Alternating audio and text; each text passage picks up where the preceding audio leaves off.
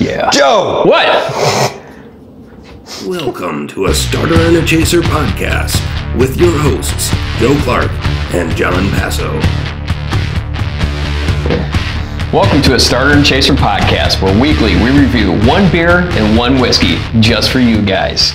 I'm Professional Brewer Jon Passow. I'm Whiskey Connoisseur Joe Clarke. What do we have for the starter? American Oak Westland Single Malt American Whiskey. American. So much American. So, from Dogfish Head Brewing Company in Milton, Delaware, we have their Bourbon Barrel-Aged Worldwide Stout for the Chaser. You know how I feel about stouts! Okay, anyways. The robot is his go-to, apparently, for stouts. Now, tell us about Westland Whiskey, the American Oak American Single Malt Scotch. And, cough there? No, little cough. Thanks, man. It was started in 2010 by Matt Hoffman, and it is from Seattle, Washington, and is now owned by Remy Quattro. And it is very highly awarded. It's called American Oak, a single malt American whiskey. So it's going to be very Scotch-like for you. So in theory, we don't know. In theory, yeah. In theory. 92 proof, minimum of 3 years of age, and it has 5 malt barley mash bill, Belgian Saison yeast. Did I say that correctly? Yes, Saison yeast. Yeah. And Mr. Malt Brewery guy over here wants to talk about all the malts. So this is really cool because they're using a blend of 5 different malts, very distinct malts, in fact, to brew this base for what they eventually distill. And it's all sourced from Washington State. Wow. It is Washington Select Pale Malt, Munich Malt, Extra Special Malt. It's, extra special. And pale chocolate malt and brown malt. And the another cool thing about this place is you're going to love this. Okay. They are extremely meticulous about their note taking and they want complete transparency. So Joe really is fascinated by numbers, how things are aged, what temperature, what elevation, what all that does. Well, on their website, you can go there and find out all that stuff. Very cool. That kind of transparency for a lot of whiskey connoisseurs or just enthusiasts of whiskey in general is really cool because we like the information. Yeah, you like to learn. Yeah, absolutely. Why is this that? Yeah. Learning's important. But tasting is also important. And so is the color. What do you got? A little white on the color. Kind of a hay honey brownish color to it. Hey honey. Goldish brown. Yeah. It's definitely a goldish brown. Yeah. Once again, interesting. Seattle, Washington, colder climate, little less evaporation that's going to occur during aging, so you're not going to get some of those super dark like Kentucky or Texas colors. Almost like colors I see out of a lot of beers. Yeah, actually. Yeah, right? You're right. Yeah. You're right. But I'll tell you what, the nose is nice. Yeah, what are you picking up? Lots of honey. Uh-huh. Very oaky, very barrel forward on the nose also. There was a note there, John. Ooh. Oh, that's way different. Black licorice. Black licorice. Delicious. Wow. Yes. I hate black licorice. I'm more of a red licorice fan myself, but to have that pulled out of a whiskey, it works in a lot of different things. That's interesting. I agree with you on the licorice, but on the nose, I've always been a fan of the black licorice, the way it smells, not so much the way it tastes all the time, but it's really cool on the whiskey on this. Not a lot of burn at all. Very creamy smelling, smooth. Well, barrel notes throughout this. So let's dive right in, guys. We gotta do it. Slime. Prost.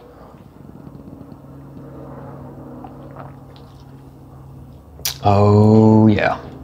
It's an interesting combo of like American whiskey and Scotch. Yes, it is. It has that caramely, bourbon-like front end, but also, and aggressive tannins, but also has this like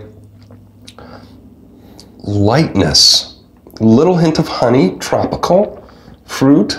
I'm getting that licorice, man. Oh, heavy. The more I taste it, the more it's on the nose, that licorice. And I think I'm going to agree with Joe. I don't know if he's planting the seed in my mind, but I'm getting some of that black licorice on the palate as well. Oh, it's so good. It works in this. Yes, it works so good. There is... Wow. Now, I wonder if this is, and maybe the distillery can answer this, maybe some of our viewers can answer it in the comments below. Hit subscribe while you're down there. Really helps us out. I wonder if you guys can answer this for us. I get a little bit of like a peppercorn note. Now, Belgian Saison yeast can impart a peppercorn-like ester to the beers that are fermented. So I'm wondering if I'm picking up the yeast in this with that peppercorn note. And this is why I love the transparency that they're doing, is because you can start like making these connections of, I'm tasting this flavor probably because of this ingredient. Give us a little swish around your mouth. Take a little hit, take a little swish. Kind of like a little mouthwash hit, Mint. Absolutely. Yeah. Eucalyptus. Yeah. Minty. Absolutely. Got a little bit of a burn. Got a little bit of It does have some heat for 92 proof. It's got a little heat to it, yeah. I wouldn't say it's out of characteristic for it, but you got some heat, especially when you swish it around your mouth like that. Thanks, Joe. But it brings out this minty flavor to it. Yeah, eucalyptus. And I didn't get that before until Joe said, swirl it around. So that's interesting how that blossomed. This is... It's a little bit Scotch-like, right? A little bit. But the American whiskey side is very dominant in this. It's a little bit country and it's a little bit rock and roll. Yeah, there you go. That's it, man. A little bit island, a little bit mainland. Island, a little bit Kentucky. Right, yeah. It's nice. It's very unique. It's delicious, guys. So that's all I'm going to say on this, because if I say too much, I'm going to kind of give my review on it. Let's take a little bit of a break, John. I am going to finish this, though, but we will be right back with The Chaser. And we are back with The Chaser, which is bourbon barrel aged worldwide stout from Dogfish Head Brewing Company over in Milton, Delaware. Joseph's doing the robot for his favorite style of beer, which is Imperial Stout. And this is his favorite style of beer, but Worldwide Stout has actually been a long-held favorite beer of mine. It's been my top #1 spot for a very long time. Now, we've done Dogfish Head reviews before here, and you can check the link up there, but the history behind Dogfish Head is it was started in 1995 in Milton, Delaware by Sam Calagione. Finally got your name right, Sam. And their motto, motto, potato, is off-centered ales for off-centered people, and we are in fact off-centered, so this is right up our alley. Now, this is an Imperial Stout. It's aged in Heaven Hill bourbon barrels. Awesome. This is the 2019 edition. They also did a Utopias barrel aged version, which I want to get my hands on. But this is 70 IBUs and 18.3% ABV. This is the highest alcohol beer that we have ever had here on the podcast. This is the highest alcohol beer I've ever had. So this is going to be a fun adventure for Joe. Ooh, dark beer. Oh yeah. So as Joe says, got the syrup. I wouldn't say this has the syrup. Actually, it doesn't. No, it looks kind of light pouring there. Oh, I'm so excited to try this. My stout without the syrups. Looks good though. Favorite beer. All right, Joe, take a note. This is your favorite beer. My favorite beer in the world is the base beer, Worldwide Stout. We'll see how the bourbon barrel aged version stands up to my memory of the original. Dark as night. Malty. Chocolatey, very, very, very dark. This is the Batman of beer. It is the night. Very chocolatey. Very chocolatey on the very nose. Malty. Okay. You do get those bourbon barrel notes, like a lot of these bourbon barrel aged beers that we've done on the show. I think this might be only a couple of them we've done, the bourbon barrel age. Yeah. Yeah, so you're getting that in there. Yeah, it's just very chocolatey and malt forward, man. It is really heavy in that. Not everything has to be complex. Like, higher end stuff, like higher end whiskeys, just complexity doesn't always mean good. Sometimes they deliver, they want to focus on certain flavors and just concentrate it and do it well. So, yeah, but I bet on the palate we're going to find something a little bit different here. I think we should just dive right in. Close to the beer gods.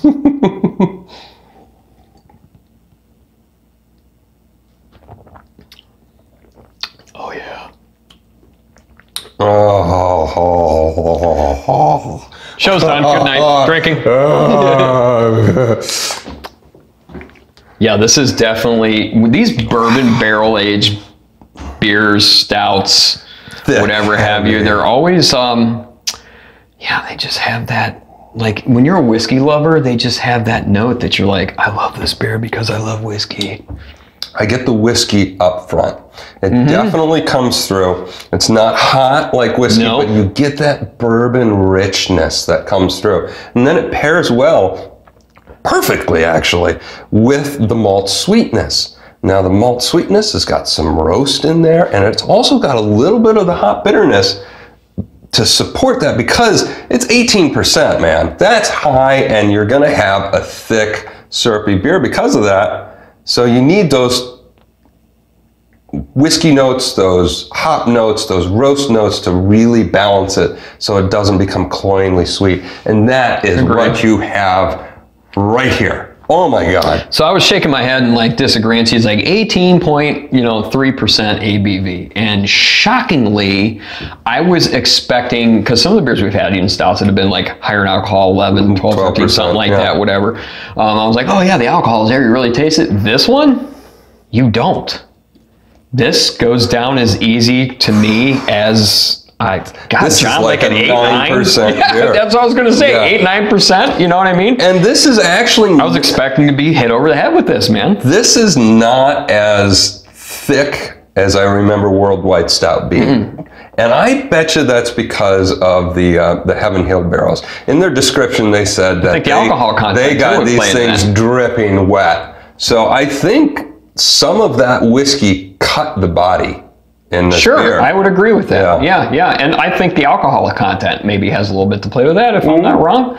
Being a higher alcohol beer, maybe it kind of thins it out a little bit. If you agree or disagree, put a comment in Let us know below. If you agree with me. I don't know. I'm not super smart on this kind of stuff with beer, but at the same time, because we've had heavy stouts that have been lighter in the alcohol side, and they're like really, really syrupy thick, and that's okay too. But I was, when I saw them pouring it, I was like, a little bit disappointment on the pour, man. But you know what? Not on the flavors are there just like a thick beer. Yeah, absolutely. Yeah. Heavy, nice, malty, caramely, chocolatey, roasty, bourbon barrel aged. I get a little barrel. Delicious. Oh yeah. You take the barrel comes out. That those tannins. It's not splintery, but you can tell it's got some barrel weight to it. I took a big gulp on that. Oh yeah, baby. Look at that. Ooh. Somebody's got to be trashed. I'll be fine. I'll be.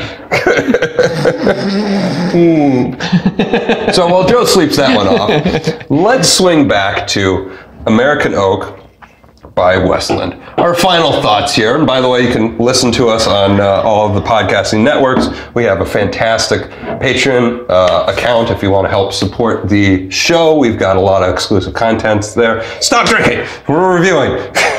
So, Westland, what do you think, Joe?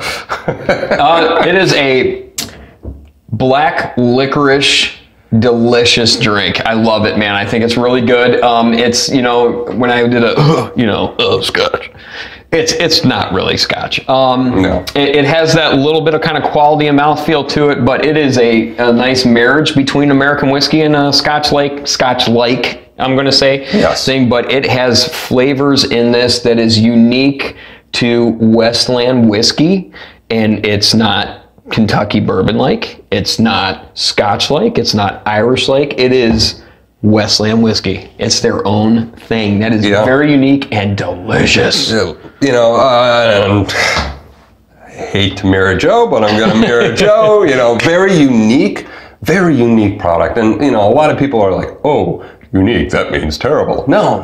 When I say unique, that means I've tasted a lot of things. Whiskeys, absinthes, beers, I mean, everything under the sun. I've had a lot of stuff. And for me, when something's unique, that's a good thing because it is outside that box. And to do an American single malt, I mean, it really is that. It's this marriage of these two traditions, the American whiskey and the Scotch world, and put it together, and you've got something new, something very cool. Yeah. So I know the American single malt is a movement that is gaining a lot of speed in the distilling industry. Past couple years, especially. To do some laws to make it a real thing, and this is a great example of what I would imagine that to be, an American single malt. So just keep going, guys. I can't wait to try more of your stuff in the future. Yes. And just, you're doing great things. Yes. Now, speaking of great things, Dogfish Head, bourbon barrel aged, worldwide stout. While you talk, John, I'm going to drink. You know, I said one time we were in a text in a group message in Facebook, and I said, I really need to bring John with me to find my beers because I'll pick out stuff on my own. I'm just like, this sucks, next, this sucks, next. And then every time John brings a stout, and I'm just like, oh. You know what I mean? It's like, and this is one of those. I charge a consulting fee for that. This is one of my top beers. Really? Yes. One of your top beers? Yes. All right. I'm really digging anything bourbon barrel aged, and being a stout, and it's just so good. I just can't, there's no words for it. I'm speechless. It's so good. It's delicious. It pours light, but drinks heavy. It packs a punch on the flavors, just like this guy here. It's just so heavy, and I'm finding that stouts really are my thing here because I'm such a whiskey lover, and I love flavors, lots of flavors, intense, heavy, concentrated. This is what it is. It's in my wheelhouse. There we go. Dogfish Head Worldwide Stout for the past, I don't know, 15 years or so. I don't know. A long time. Worldwide Stout has been by far the #1 beer in my book. People come up to me and says, you know, you're a brewer, you've had so many beers. What is your favorite? And I, without hesitation, I've always said Worldwide Stout. Now having it bourbon barrel aged has added another dimension to it. I don't know which one's my favorite, unbourbon barrel aged or bourbon barrel aged. It's hard to tell because they're both like, they are such top of their game for stouts, but for beer in general. I'm intrigued because I almost feel like I started out up here on the Worldwide Stout. I need to have the other one to see where we're ranking here. Yeah, you know? And so I mean, this is so good and so incredible. I'm speechless as well. Sam, God damn it, you know what you're doing out there. Just keep it up because it's delicious. So good. Well, speaking of keeping it up, we need to keep it short now. Yeah, so we're running long. View us on YouTube, obviously. Listen to us on Apple Podcasts, Google Podcasts, Breaker, all the major podcasting networks, Anchor FM. All the stuff. Thank you for joining us tonight, guys. We are a Starter and Chaser podcast. John is gone. Good night.